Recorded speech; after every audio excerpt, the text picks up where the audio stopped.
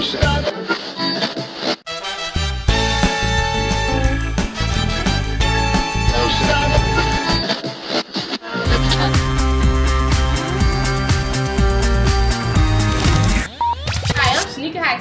I'm Maya, and we're your hosts for Total Access.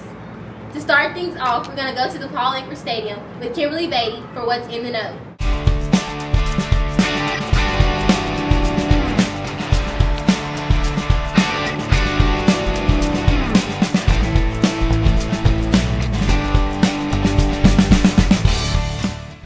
Hey Suwannee High, my name is Kemberlee Beatty, and I'm here with Miss Hillary Cannon, one of the coordinators of the Bulldog Bash. So Ms. Hillary, what is the Bulldog Bash? Well, the Bulldog Bash is a community pep rally, community-wide pep rally that we are coordinating to showcase the talent at Suwannee High School. All right. So who can get involved? Like people from the high school or? Exactly. Any club or organization that has a sponsor, we would love for you to participate. We want each of the grade levels to participate, as well as any clubs or organizations that have a sponsor. So if you haven't gotten involved, give us a call, contact me. I'm at the district office. We'd love to have you. When is the Bulldog Bash? The Bulldog Bash is October 8th. It's the day before our homecoming. It's here at Paul Langford Stadium. It does cost $3 to get in, but I promise you guys it's a show you don't want to miss. Whose idea was it to have this big thing? What are you trying to do for Suwannee? Well, it originally came as an idea from our superintendent, Mr. Scarborough. Brantford High School does a huge Big Blue Raid. Every year they've done it for 15 years, and we're just trying to bring a little tradition back to Live Oak. And so we just, again, wanted to showcase the talent that Suwannee High School has and want to show everybody in the community what great talent they have and just get everybody involved. Well, thank you. Sure, thank you. So don't forget, October 8th at 7 o'clock here at Paul Langford Stadium.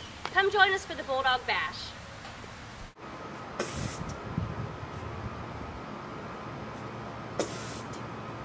What's the word at Suwannee High? I don't know, but let's pass it over to T.J. Vickers at the Suwannee County School Board Office. What's up, Suwannee High? T.J. Vickers here at the School Board Office. We're here to interview Mr. Jerry Scarborough, Superintendent. Recently at an ICC meeting, Mr. Scarborough introduced a new plan that he would like to see our high school take action. It involves the student participation. Recently he said that there's not enough school participation and involvement in actual classes. He introduced a ladder program, 1 being the lowest participation and 8 being the highest. Here we're going to interview him and hear what he has to say about this program. What's up, Suwannee High? I'm here with Mr. Scarborough, our superintendent. Recently at an ICC meeting, he introduced a new plan that he would like to see our Suwannee High School go through, and we're here to talk to him about it. How would you like to see our high school evolve in this plan? First, I'd like to say welcome to the Suwannee High School students. We appreciate all you do. We're really looking forward to a successful year, and go Bulldogs. For some time now, the Suwannee County School Board and your superintendent has been concerned about how we involve students and looking at Suwannee High School and how we can make the school more successful. We really feel like the students have a lot of excellent ideas. Your imagination, your creativity needs to be untapped. And we've been looking for some avenues as to how we can involve students with the communications process, the mentoring process, and other ways where you can feel like that your Suwannee County school system really cares about you. We strongly believe that each student at Suwannee High School should be successful, and that's our goal and objective. But we need to hear from you, the students. And so we begin to look at the clubs and the organizations on campus as to which groups would be better suited to maybe start the communications process. And the Interclub Council just kind of jumped out, since that represents all the major clubs on campus. So we've been working with Mr. Sneitzman and his leadership. Where on the ladder do you feel SHS is currently, and where would you like to see us at the end of this year? I would say, from listening to the students, that the last Interclub Council, we're at level 4, or rung 4. Students are informed about and then assigned action. Students are assigned a specific role and are told about how and taught why they're being involved. But there's no participation, there's no feedback, there's no ground truthing to see if this is really something that the students are interested in. It's more of a command and control type program, where the leadership of the high school is more in charge and the students feel like they're being left out of the entire process. Okay, Suwannee High, due to YouTube time restraints, we can't put more than 10 minutes on a film footage. So make sure you turn in next week's broadcast and we'll finish off this interview with Mr. Scarborough. Shanika, do you know what time it is? It's Bulldog Minute time. Hi, my name is Trey. And I'm Garret. And we're here today with you, the Bulldog Minute. Unfortunately, this past week, we had a lot of games rained out. We don't really have a lot of squads for you, but we have a few things on tap for next week. Such as our swim meet against Godby and our volleyball game against Mayo. Come out and support us on Friday against Santa Fe. And this has been your Bulldog Minute. Garrett. And Trey. Maya, what are you doing? I'm looking for animals. You should leave that up to Rhett Barker for the profile of the week. Now let's go to the studio with Tyler. Good morning, Suwannee High. I'm Tyler Hadden. This week's profile of the week is on SHS sophomore and animal enthusiast Rhett Barker. Good morning, Rhett. Hey, Tyler.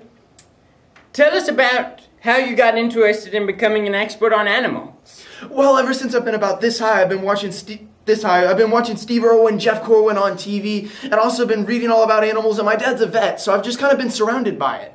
Cool. What is your favorite species of animal to research on?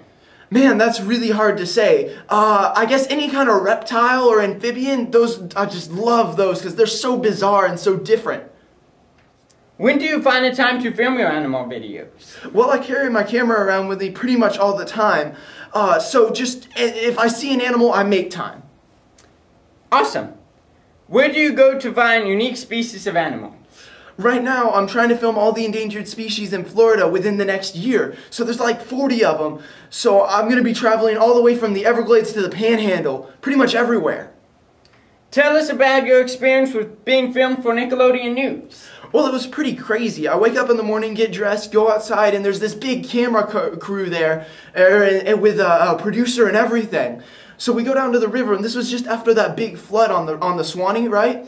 And all the animals are gone because they all moved to higher ground. Normally I'd find some big turtle or an alligator or something to film, but that day all I could find was a toad about this big. Interesting. What is your purpose for filming your videos? Well, it's all about getting passionate and enthusiastic about animals and the environment. They're the coolest, most awesome things in the world, and I want to share that. How can people find out more about you on YouTube?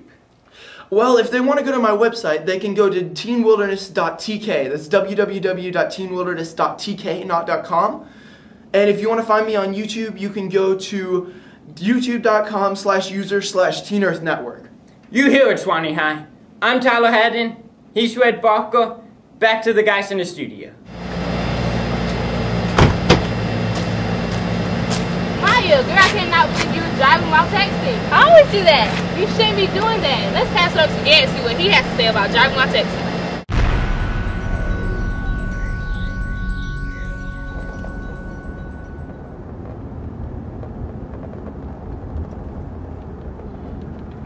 Oh, God!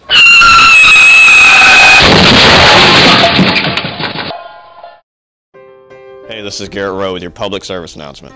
Did you know you're risking your life, the life of others in your car, the life of others on the road? Recent studies have shown that you're 50% more likely to be involved in an accident if driving while texting. Also, driving while texting is actually more dangerous than driving under the influence of alcohol. If caught driving while texting in the state of Florida, it can carry a hefty fine of $101. And this has been your public service announcement with Garret Rowe.